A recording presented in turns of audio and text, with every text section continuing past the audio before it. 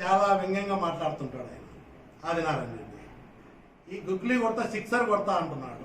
ఈరోజు నేను చెప్తా ఉన్నా, ప్రజలు ఎదురు చూస్తూ ఉన్నారు.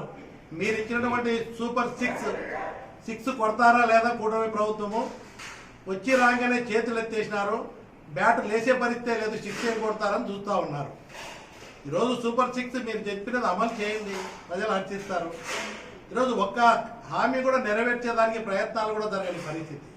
పెన్షన్ అనేది కామన్గా రొటీన్గా వచ్చేటువంటి స్కీమ్. అది పెన్షన్ ఇవ్వడం అనేది ఆ రోజు 3,000 రూపాయలు జగన్మోహన్ రెడ్డి గారు ఇచ్చారు. ఈరోజు ఎన్నికల ముందు మీరు చెప్పినారు, పెన్షన్ అనేది అమలు చేస్తున్నారు, రొటీన్గా జరిగేది. అది మిగతా ప్రతి మహిళకు ఇస్తామనేది ఏమైంది? అమ్మఒడి ఏమైంది? రైతులకు సహకారం పెట్టుబడి సాయం ఏమైపోయింది? ఆర్టీసీ ఉచితంగా బస్ సౌకర్యం ఇస్తామన్నారు, ఏమైపోయినాయి? 3 సిలిండర్లు ఇస్తామన్నారు, ఏమైపోయినాయి?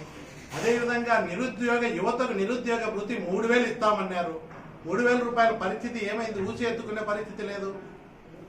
ఈరోజు ఇన్ని కార్యక్రమాలు అందరినీ కూడా ప్రజలను ఆశలు రేకెత్తించి మీరు చెప్పి ఈరోజు అప్పులు ఎక్కువ ఉన్నాయి, మేము అమలు చేయాలంటే మా చేత కావడం లేదు, మాకు భయం వేస్తుందని చెప్పేటువంటి ఈ కూటమి ప్రభుత్వ నాయకులు ఈరోజు ఎక్కడ చూసినా కూడా ఆదినారాయణ రెడ్డి ఎట్లంటే సూపర్ సిక్స్ మాట్లాడు, సిక్స్ కొడతానంటాడు. ఈరోజు బాల్ ఎదురుగానే బ్యాట్ లేచే పరిస్థితి లేదు. మీరు సూపర్ సిక్స్ అమలు చేస్తామన్నారు, జనాలు నన్ను అడుగుతున్నారు, అయ్యా సూపర్ సిక్స్ అన్నారు, అసలు ఈ బ్యాటే లేయట్లేదు, సిక్స్ ఎప్పుడు పోతుంది అని. ఈ 5 ఏళ్ళు ఎదురు చూడాల్సిన పరిస్థితేనా? మీరు ఏమన్నా సిక్స్ కొట్టే పరిస్థితి ఉందా? ప్రజలకైతే నమ్మకం లేదు.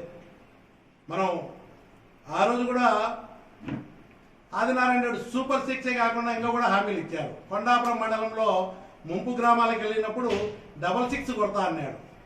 అంటే 10 లక్షలు ఇస్తామంటే 12 లక్షలు ఇస్తామని చెప్పేచ్చాడు ఆదినారాయణ రెడ్డి. దాని గురించి ఊసి ఎత్తట్లే. నన్ను కొండాపురం వాళ్ళు అడిగినారు, సార్ ఏంటి ఆదినారాయణ 12 లక్షలు ఇప్పిస్తామన్నారు, మాకు 325 పెండింగ్ ఉంది, కనీసం అది కూడా ఆయన అనుకోవడమే లేదు, మీరేమన్నా మాట్లాడి గుర్తన్న చేయండి ఆయనకు ప్రతిపక్షంలో అని చెప్పినారు. అదే ఇంకొక పక్కన ఆయన అన్నాడు, ఈ ఆదినారాయణ రెడ్డి చెప్పేటి అన్ని ఇట్టే ఉంటాయి, సూపర్ సిక్స్ కొట్టలేదు, కనీసం బ్యాట్ కూడా లేచే పరిస్థితి లేదు, ఇవన్నీ మనం మోసం చేసేదానికి అని చెప్తున్నారు. రాజోనికి వచ్చినారు, 24 లక్షలు ఇస్తా అన్నాడు. 24 లక్షలు ఎక్కడ సిక్స్లు కొడతారో అవి మాట్లాడకుండా ఏదో నోబాలు వైడు బాలు వ్యంగ్యంగా మాట్లాడి తప్పించుకునే మాటలు తప్ప. ఈరోజు నేను మొన్న మెడికల్ క్యాంప్ పెట్టారు, ఏదో హాస్పిటల్ ఏదో గొప్పగా చేస్తున్నట్టు. నేను మొన్న క్యాంబెల్ హాస్పిటల్కి పోయా. ఇక్కడ క్యాంబెల్ హాస్పిటల్ పోయినప్పుడు రోగులకు అక్కడ వాంతులు బేదులై సీరియస్గా గవర్నమెంట్ హాస్పిటల్కి రాత్రి 11కు ఒకరు 12 గంటలకు ఒకరు వస్తే నేను అక్కడ వెళ్ళి పరామర్శించినప్పుడు, సార్ గవర్నమెంట్ హాస్పిటల్లో ఏ డాక్టర్ కూడా రాత్రి రాలేదు, నర్సులు వచ్చినారు, మాకు సీరియస్గా అయిపోతా ఉంది, నిలబడలేని పరిస్థితిలో ఉన్నాము, మేము అందుకే ఇక్కడ కాంబెల్ హాస్పిటల్కి రావాల్సిన పరిస్థితి ఏర్పడింది. మీరు మెడికల్ క్యాంపులు పెట్టండి, ఎవరు వద్దనిలే, కనీసం ఉన్న గవర్నమెంట్ హాస్పిటల్ సక్రమంగా విధులు నిర్వర్తించలేని పరిస్థితిలో ఉన్నారు. సీరియస్గా పేషెంట్లు వస్తే అక్కడ ఉంచలేని పరిస్థితిలో కాంబెల్ హాస్పిటల్ ప్రైవేట్ హాస్పిటల్కు పోవాల్సిన దుస్థితిలో గవర్నమెంట్ హాస్పిటల్ నడుస్తూ ఉన్నాయి.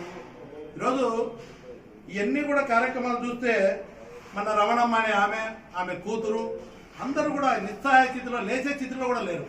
ఒక్కొక్కరికి 15 సార్లు బాటిల్ పెడితే నీళ్లు విరేచనాలు అయిపోయి వాళ్ళకు చాలా సీరియస్గా ఉంది. ఈరోజు ఏదో అవన్నీ సక్రమంగా ప్రభుత్వం అమలు చేయటువంటి కార్యక్రమాలు కూడా చేయలేని స్థితిలో ఈ కూటమి ప్రభుత్వం ఉంది. మెడికల్ కాలేజ్ ఎన్ని కొత్తగా తెచ్చినారు జగన్మోహన్ రెడ్డి గారు ప్రభుత్వంలో డెవలప్మెంట్ జరగలేదంటున్నారు.